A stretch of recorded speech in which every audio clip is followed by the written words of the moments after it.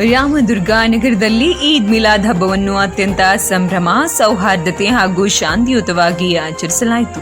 ಸಾವಿರಾರು ಜನರು ಭಾಗಿಯಾಗಿದ್ದ ಈ ಶುಭ ಸಮಾರಂಭದಲ್ಲಿ ವರ್ಣರಂಜಿತ ಮೆರವಣಿಗೆ ಹಾಗೂ ಸಾರ್ವಜನಿಕ ಅನ್ನಪ್ರಸಾದ ಕಾರ್ಯಕ್ರಮ ಪ್ರಮುಖ ಆಕರ್ಷಣೆಯಾಗಿತ್ತು.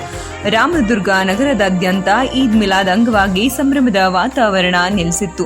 ಬಿಳಿ ವಸ್ತ್ರ ಹಾಗೂ ಸಾಂಪ್ರದಾಯಿಕ ತಲೆಪಾವು ಧರಿಸಿದ್ದ ಯುವಕರು ಮತ್ತು ಮಕ್ಕಳು ಹಸಿರು ಧ್ವಜಗಳನ್ನು ಹಿಡಿದು ನಗರದ ಪ್ರಮುಖ ರಸ್ತೆಗಳಲ್ಲಿ ಭವ್ಯ ಮೆರವಣಿಗೆ ನಡೆಸಿದರು.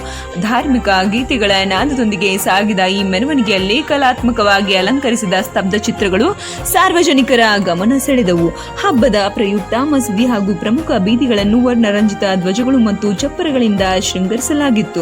ಹಬ್ಬದ ವಿಶೇಷವಾಗಿ ಬೃಹತ್ ಪಾತ್ರೆಗಳಲ್ಲಿ ರುಚಿಕರವಾದ ಅಡುಗೆ ಸಿದ್ಧಪಡಿಸಿ ಬೃಹತ್ ಅನ್ನಪ್ರಸಾದ ವ್ಯವಸ್ಥೆ ಮಾಡಲಾಗಿತ್ತು.